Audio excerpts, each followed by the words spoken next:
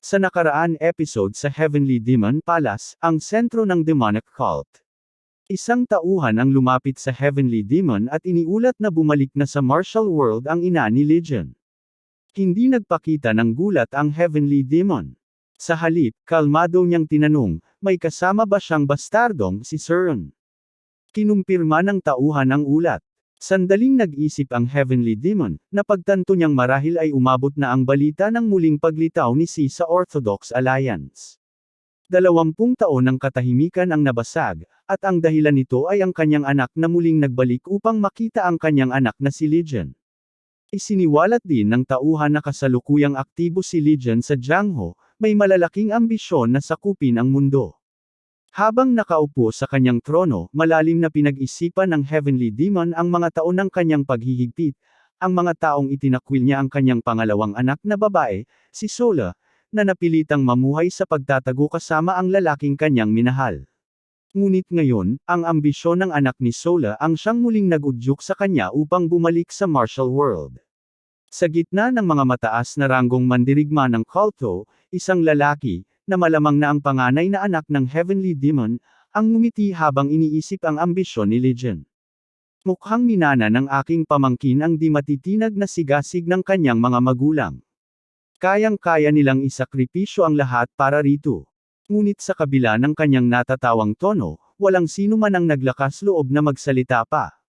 Sa huli, ang Heavenly Demon mismo ang bumasag ng katahimikan. Isang mayabang na bastardo, aniya, kasabay ng isang mapanuksong ngisi habang binabanggit ang pangalan ni Legion. Kinabukasan ng umaga, abala si Wong sa hardin ng Divine Wind Manor. Maingat siyang nagbubunot ng mga damo mula sa lupa.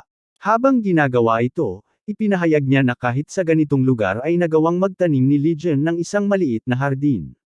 Ang personal na pag-aalaga rito ay nagbibigay sa kanya ng tahimik na kasiyahan, na malinaw na makikita sa kanyang kaaya-ayang mukha. Nakatayo si Ling sa di kalayuan at napansin ang paraan ni Wong ng pagbunot ng damo gamit lamang ang kamay. Kaya't tinanong niya kung bakit kailangan pang gawin yun ng mano-mano. Sa isang mapagbiro at magaan na tono, ipinaliwanag ni Wong na ang kasiyahan ay nagmumula sa mismong pagtutok at paggawa sa hardin. Naniniwala siyang mas kasiya siya kung ang isang bagay ay ginagawa mismo ng sariling kamay. Samantala, si Chien Mok na nakaupo malapit sa kanila ay tila malalim ang iniisip.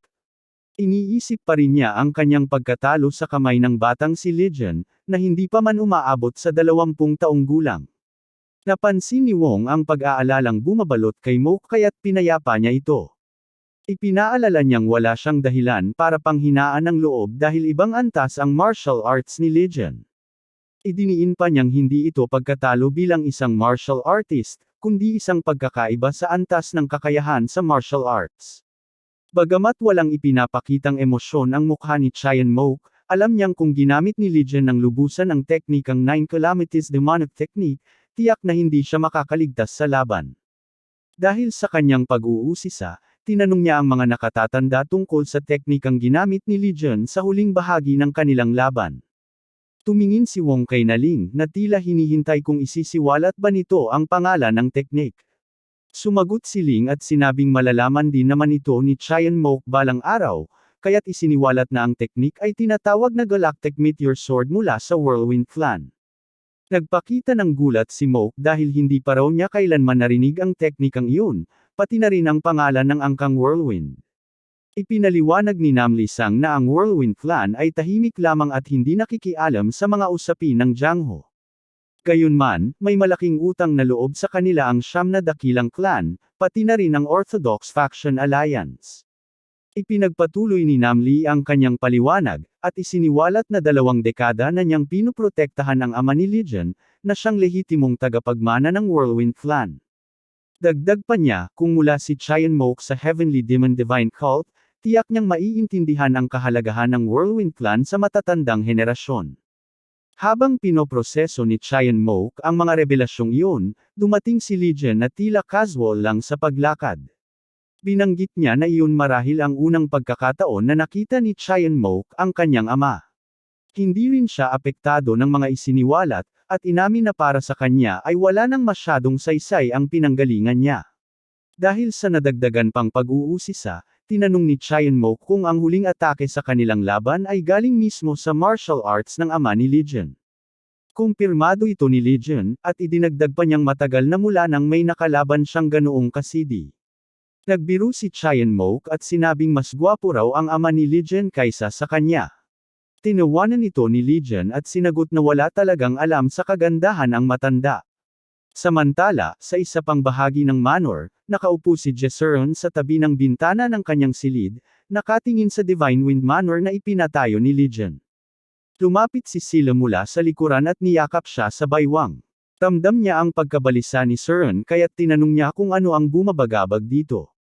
Nakasandal ang kanyang ulo sa likod nito habang patuloy na nakatanaw si Seren sa labas.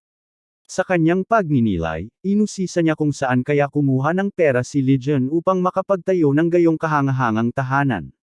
Agad naman siyang pinakalma ni Sila, at ipinaliwanag na hindi tipo ng tao si Legion na kukuha ng yaman mula sa mga inosente. Ipinahayag pa ni Sila kung gaano siya ka-proud sa kanilang anak. Habang malalim pa rin sa pag-iisip si Seren, nagtanong siya kung maaari bang siya na lamang ang humawak sa mga bagay tungkol kay Legion, lalo na tungkol sa tinatawag nitong impossible dream. Tumutol si Sila at sinabing iyon mismo ang uri ng pangarap na dapat pagtuunan ng pansin. Humarap si Seren sa kanya at inihayag ang kanyang paniniwala na imposibleng matupad ang pangarap na iyon. Gayunpaman, kahit mahal at iginagalang ni Sila si Seren, nanindigan siyang hindi nito maaaring kontrolin ang lahat ng bagay tungkol kay Legion. Ipinunto niyang kung pipilitin nilang pigilan si Legion, maaaring tuluyan na nila itong mawala. Sa kabila ng pagiging matatag ni Seren, hinaplos niya ang mukha ni Sila at sinabi kung paanong palagi itong nag-aalala para sa kanila ng anak. Yamakap si Sila sa kanya. Sa kanyang isipan, tahimik siyang nanalangin na sana'y walang sinuman sa kanila ang masaktan, kahit pakapalit nito ang pagbaha ng dugo sa buong mundo ng Jiangho.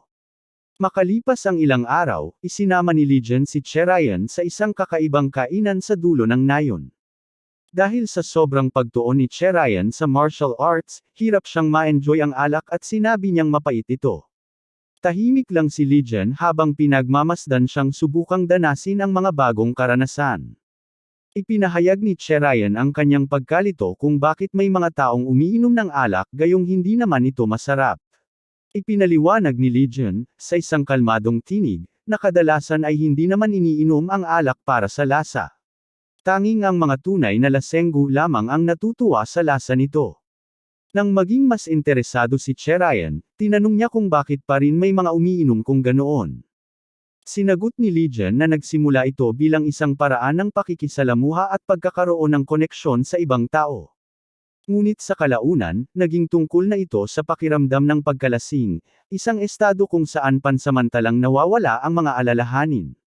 Habang humihina ang kanyang boses, napansin ni Cherayan na tila malayo ang iniisip ni Legion. Naunawaan niyang marahil ay nababahala ito sa kanyang ama. Kaya't binago niya ang usapan at tinanong si Legion kung mahusay ba itong uminom. Ibinaba ni Legion ang kanyang tasa at hindi na nagsalita pa. Sa halip, isang mayabang na ngiti ang gumuhit sa kanyang mukha bilang tugon sa tanong ni Cherayan. Buo ang kanyang kumpiyansa nang sabihin niyang wala siyang bagay na hindi kayang gawin. Napatawa si Cherayan sa kanyang sagot at kahit pa nagbibiroan ito, hindi niya maitangging totoo ang sinabi, lalo na matapos masaksihan ang lahat ng nagawa ni Legion. Ngunit biglang nagbago ang ekspresyon ni Legion. Mula sa pagiging magaan, naging seryoso ang kanyang tinig nang sabihin niyang may balak siyang isama ang isang tao sa araw na iyon. Malinaw na may mas malalim na nangyayari. Biglang nagkaroon ng kaguluhan. Isang lalaki ang dumating, kasabay ang isang grupo ng mga tauhan. Madiin ang tono ng lalaki habang humihingi ng bayad mula sa asawa ng may-ari ng kainan. Halatang nahihirapan ang babae at nakiusap na patawarin muna siya, dahil hirap daw ang kanilang negosyo nitong mga nakaraang araw. Nabulong ni Legion na mukhang mga usurer ang mga ito. Nagtanong si Cherayan kung ano ang ibig niyang sabihin. Ipinaliwanag ni Legion na kabilang ang mga ito sa isang malupit na samahan na tinatawag na Three Heads Faction, na pinamumunuan ng isang kilalang malupit na lalaki na si Shim Yonggo. Bagamat hindi gaanong kilala, sinabi ni Legion na ang grupong ito ay may basbas mula sa makapangyarihang Northern Heaven Supreme Family. Gulat na gulat si Cherayan sa revelasyong iyon, hindi niya maisip na ang isang iginagalang na Orthodox na pamilya ay posibleng nasasangkot sa ganitong maruruming gawain. Habang mahigpit na yakap-yakap ng babae ang kanyang anak, sumigaw ito na kung nalaman lang niyang ang Three Heads faction pala ang nasa likod ng pautang, mas pinili pa sana niyang magutom kaysa umutang sa mga ito. Ngunit malamig na tumugon si Yonggo, sinabing gutom din ang kahihinatnan ng babae, dahil pag-aari na nila ang kainan pagdating ng katapusan ng buwan. Sa sandaling iyon, lumabas ang may-ari ng kainan, isang malaking lalaki na may bitbit na cleaver. Tinanong niya kung ano ang nangyayari. Ipinaliwanag ng kanyang asawa na tumaas ang presyo ng mga sangkap kamakailan, kaya napilitan siyang mangutang sa mga kapitbahay, at hindi niya alam na may kaugnayan pala ang Three Heads faction dito.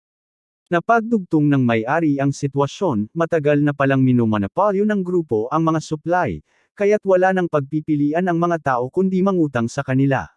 Nag-alok ng solusyon si Yonggo, imbes na magbayad ng utang, imbitahan na lamang ang may-ari na magtrabaho para sa kanila. Sinabi pa niyang kahanga-hanga ang naging paghawak nito sa isang insidente sa isang inn kamakailan. Nag-alok siya ng sweldo, 40 ng kada buwan. Ngunit mariing tinanggihan ng may-ari ang alok. Sinabi niyang dati na rin siyang inalok nito at tinanggihan na niya iyon noon pa. Unti-unting nawawala ng pasensya si Yonggo. Binalaan niya ang may-ari na kung hindi siya tiyak na kaya niyang hanapin sila at patayin lahat, mas mabuti pang isipin muna nito ang kapakanan ng kanyang pamilya bago gumawa ng padalos-dalos na desisyon. Nang inag sa takot ang asawa ng may-ari habang pinakikinggan ang banta. Nagpatuloy pa si Yonggo sa kanyang pananakot, sinabing kapahamakan ng kanyang pamilya ang magiging kapalit kung magmatigas pa siya. Tahimik lang ang may-ari. Wala siyang ginawang kilos, hindi niya tinanggap ang alok, pero hindi rin siya umatras. Sa biglaang pagbasag ng tensyon, nagsalita si Legion. Sinabi niyang masyado namang mababa ang halagang 40 nang para sa isang taong tulad ng may-ari ng kainan. Kahit pa tumitindi na ang tensyon, nanatili si Legion na parang walang pakialam. Para bang napakaliit lang ng lahat ng nangyayari sa kanyang harapan. Tumingon si Yonggo at kinilala si Legion. Isa ito sa mga nanalo sa huling Heavenly Dragon Grand Tournament. Ngunit tinawanan lang niya ito at tinawag na batang hanggal na nawalan na ng takot. Binalaan niya si Legion na ipapaalala sa kanya kung sino ang mga tao sa likod ng kanilang grupo. Pagkatapos ay sumigaw si Yonggo at nagutos sa kanyang mga tauhan. Wala raw siyang panahon sa mga gaya ni Legion. Isa sa mga tauhan ang lumapit sa loob ng kainan at sinimulang sirain ang mga gamit, pinagtatadyakan ang mga mesa, sinisigawan ang mga bisita na lumabas, at isa-isang pinalayas ang mga ito. Habang nagkakagulo, isang batang lalaki, anak ng may-ari, ang naglakas loob na pigilan ang kaguluhan. Bagamat nanginginig sa takot, nagsumamo ang bata na huwag sirain ang kanilang kainan. Ngunit lalong nagalit ang tauhan. Sinunggaban nito ang bata at itinapon pabalik sa ama. Nagbanta pa siyang hindi niya palalagpasin ang bata kahit pa ito'y musmos lamang. Hinugot ng tauhan ang kanyang espada at dahan-daang lumapit sa bata. Tumayo si Cherayan at nanawagang hintuan ito, ngunit mukhang napuno na ng galit ang lalaki. Sinabi pa nitong dapat palang ay tinapos na nila ang bata mula pa sa simula. Sa sandaling iyon, sa isang mabilis at walang awang kilos, bumato si Legion ng isang chopstick.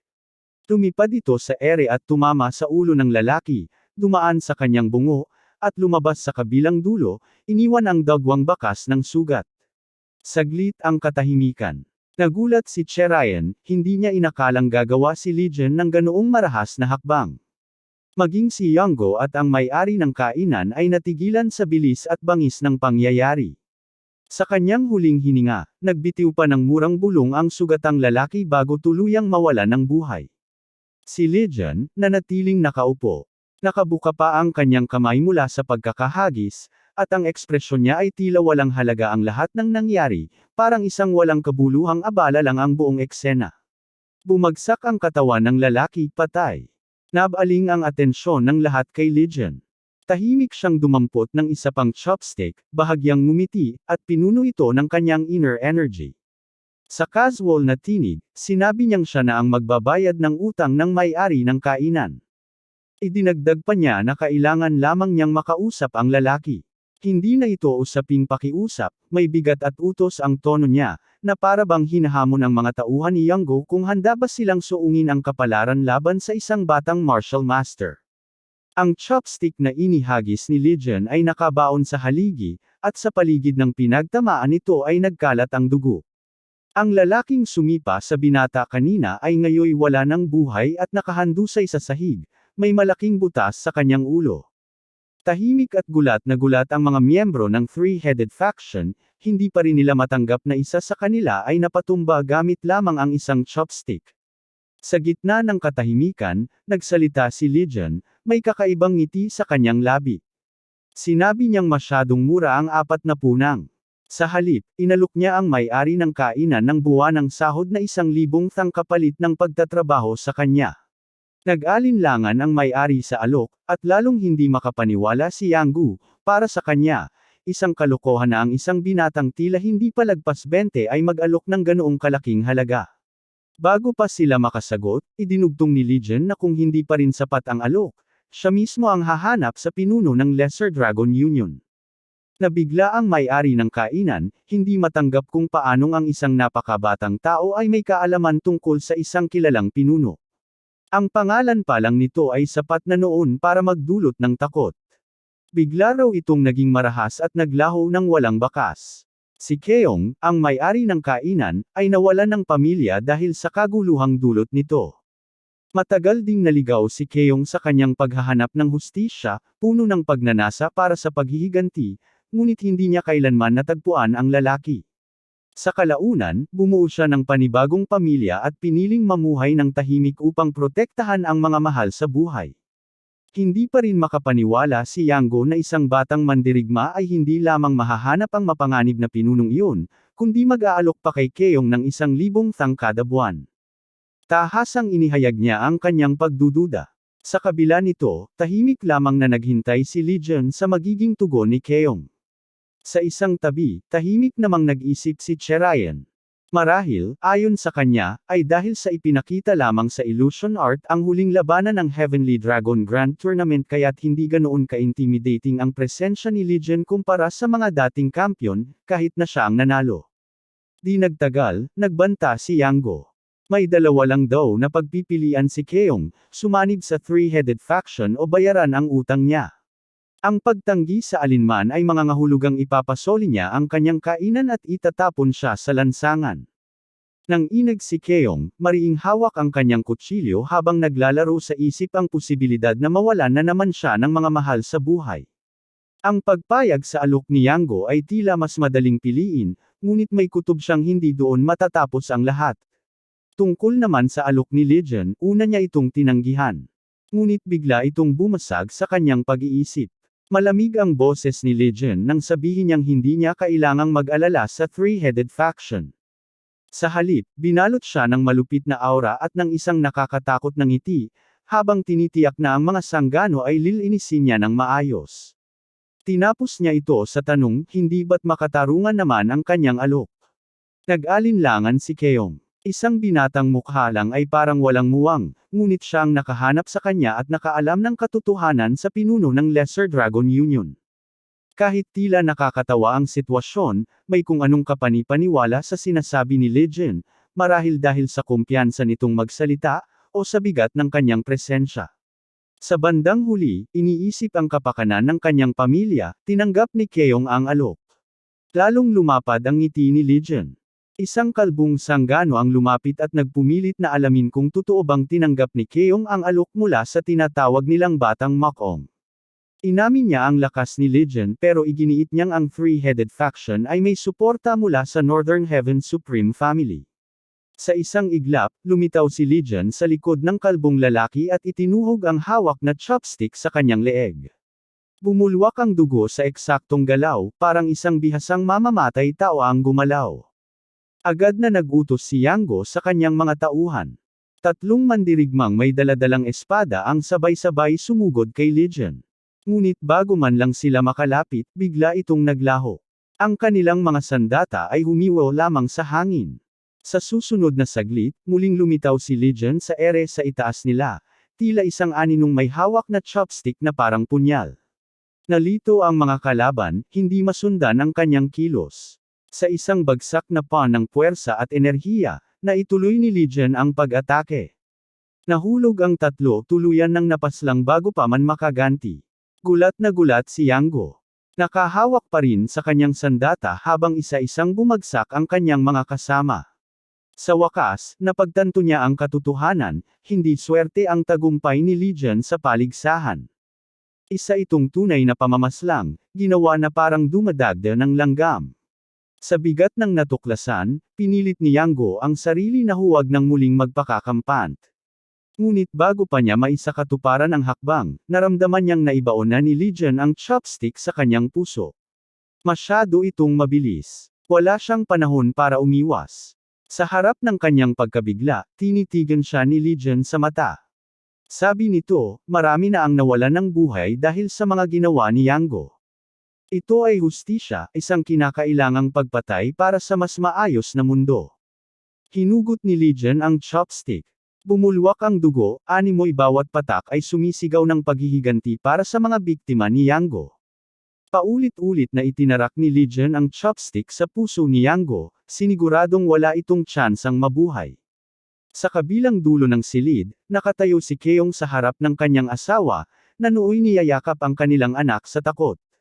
Nababalot ng katahimikan ang paligid, at ang pagkabigla sa mukha ni Keong ay nagsalita para sa kanya, isa itong matinding patunay ng bangis ng kabataang nasa harapan nila. Nang matapos ang malagim na tagpo, binitiwan ni Legion ang dagwang chopstick. Hindi nawala sa katawan ni Yu ang kanyang titig, walang bahid ng emosyon sa kanyang mukha, na parang basta lang siyang naglinis ng peste. Kaagad pagkatapos nito, tila tuliro si Keong nang bigla ang ipahayag ni Legion na hindi na kailangan ng anumang panayam. Muling sumilay ang kakaibang ngiti sa labi ng binata. Sinabi niya na alam niyang may kakayahan si Keong, sapat upang harapin ang mga sanggano, ngunit sadyang nagpigil ito para sa kapakanan ng kanyang pamilya. Ipinahayag ni Legion na kailangan niya ang isang tulad ni Keong. Nagtanong si Keong kung anong klaseng pangangailangan ang tinutukoy ni Legion. Ipinaliwanag ni Legion na nais niyang kunin si Keong bilang punong tagapagturo ng kanyang sekta. Ayon sa kanya, walang ibang mas mahusay sa pagtuturo ng martial arts kaysa kay Keong. Nang marinig ito, tila napalutang ang isip ni Keong. Paanong ang isang kabataang ito ay tila alam ang marami tungkol sa kanyang nakaraan? Sa puntong iyon, inamin ni Legion ang katotohanan, si Yango ang nagbigay ng mataas na papuri tungkol kay Keong. Aminado si Legion na wala siyang personal na alam, ngunit dumating siya roon dahil sa lubos na tiwala niya sa kanyang kasamahan. Napaisip ng malalim si Keong. Marahil nga ay tama si Legion. Sa loob ng mahabang panahon, pilit niyang kinalimutan ang katotohanang hindi paggawa ng dumpling ang tunay niyang galing, kundi ang pagtuturo ng martial arts. Nagsimula siyang magtanong sa sarili, baka kaya muling tumibok ang kanyang puso sa tuwing binabanggit ang martial arts ay dahil iyon talaga ang kanyang pinanggalingan. Sa huli, tinanggap ni Keong ang alok at pumayag na pagtibayin ang kasunduan sa pamamagitan ng kontrata. Sa kapalit, sinabi ni Legion na siya na ang bahala sa mga sanggano, wala nang dapat ipag-alala si Keong. Sa tabi, tahimik na nakamasid si Cherayan. Malambot ang kanyang tingin habang nakatingin kay Legion. Isang maliit na ngiti ang gumuhit sa kanyang mga labi habang pinagmamasdan ang unti-unting pag-abot ni Legion sa tila imposibleng pangarap. Para sa karamihan, maaaring isang ilusyon lamang ang pangarap ni Legion, ngunit ang pinakamahalaga ay patuloy siyang kumikilos, unti-unting binubuo ang kanyang lakas, piraso kada piraso. Nagbago ang tagpo. Sa isang pavilion na pagmamay-ari ng Northern Heaven Supreme Family, nag-uulat si Banui ng isang problema kaugnay ng three-headed faction. Nakaupo sa malapit si Chance, ang pinuno ng pamilya, na agad nagtangkang alamin ang mga detalye. Naroon din si Imugi, ang susunod na tagapagmana ng pamilya, habang nagpapatuloy sa ulat si Banui. Ayon sa ulat, bigla na lang naglaho ang buong three-headed faction nang hindi man lang nagpaparamdam. Walang nakakaalam kung ano talaga ang nangyari. Pero ilang araw bago ang insidente, isang binata raw ang nakipagsagutan sa grupo sa isang inuman, At ang binatang iyon ay si Jeligen, ang kampiyon ng Heavenly Dragon Grand Tournament. Nagbulay-bilay si Chance. Kahit noon pa ay tila kainahinala ang pagkapanalo ng binata, lalo na't walang sinuman ang may sapat na impormasyon tungkol sa kanya. Pati nga raw ang pagsisiyasat sa mga magulang nito ay walang resulta. Sa puntong iyon, nagsalita si Imugi. Minamaliit niya ang usapin, sinabing malamang ay wala naman talagang halaga ang pinanggalingan ng bata. Pagkatapos ay inihayag niya na iniimbitahan niya si Jong Cherayan ng Righteous Sword Sect sa paparating na Young Talent Gathering. Doon, balak niyang ipakita kay Legion ang tunay niyang lugar. Tahimik lamang si Chance habang nakikinig, ngunit tila sang-ayon sa plano ng kanyang apo. Nagpalit muli ang tagpo. Dumating na ang araw ng piging. Makukulay na parol ang nagbigay ilaw sa engranding bulwagan na puno ng kabataang may pangalan mula sa iba't ibang kilalang pamilya. Kabilang sa mga dumalo sina Legion at Cherayan, na nakaupo lamang sa isang sulok, hindi pinapansin ang magarbot ingay ng paligid. Napansin ni Cherayan kung gaano kang granding talaga ang selebrasyon, at naisip niyang taliwas ito sa paanyaya na para lamang sa mga rising talents. Saad ni Legion, isa itong pampulitikang pagtitipon lamang sa ilalim ng pagkukunwaring sosyal na salusalo, isang lugar kung saan nagkakaroon ng koneksyon ang mga anak ng makapangyarihang pamilya. Tahimik na nagmuni-muni si Cherayan.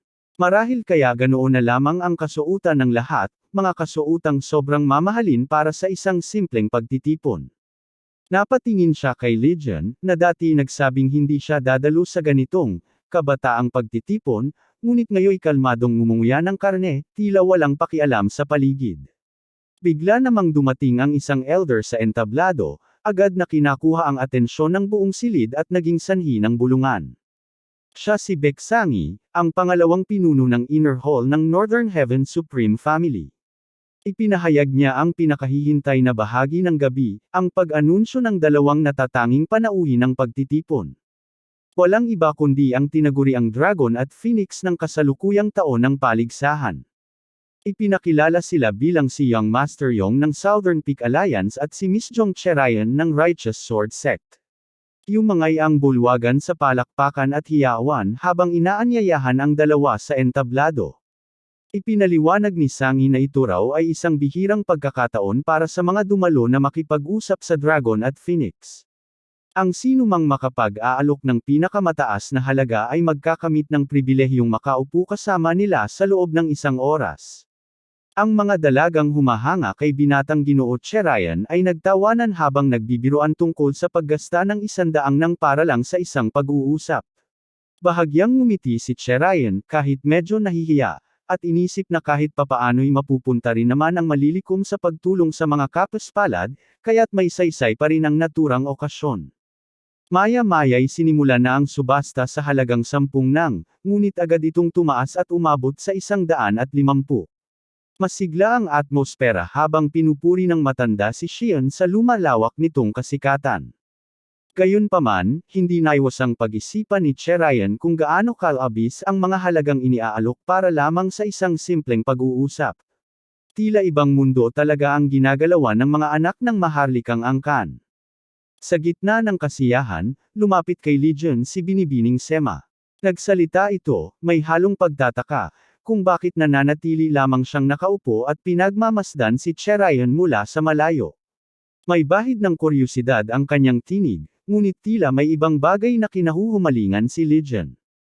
May kakaibang pakiramdam siyang hindi niya maipaliwanag, parang may hindi tamang nangyayari sa likod ng engranding selebrasyon. Nagkomento si Sema na inaasahan niyang sasali ito sa subasta. Matapat namang inamin ni Legion ang kanyang pag-aalinlangan, may kung anong bumabagabag sa kanya, isang pakiramdam na hindi pa niya matukoy. Biglang nagbago ang ihip ng hangin nang biglang ay anunsyo ang isang alok na 1,000 nang, isang napakalaking halaga para lamang sa isang upuan katabi ni Cherayan. Lahat ay napalingon upang makita kung sino ang nagbigay ng bid. Isa itong hindi inaasahang tagpo, si Emogi, ang binatang Ginoo ng Northern Heaven Supreme Family, ang siyang nag-alok. Nanahimik ang buong silid. Isa-isang umatras ang ibang mga bidder. Napakunot ang noo ni Legion habang sinimulang magbilang si Sangi. Walang ibang nagtaas ng halaga. Tumingin si Emogi kay Legion, puno ng paghamon ang kanyang titig, tila ipinagmamalaki ang kayang gawin ng kanyang kayamanan. Ngunit ngumiti lamang si Legion, isang kakaibang ngiting may kahulugan, isang ngiting may lalim at misteryo. Para kay Legion, ang paghamon ni Emogi ay lalong nagpatibay sa kanyang hinala. May binabalak si Emogi, at iyon mismo ang gustong-gusto niyang malaman.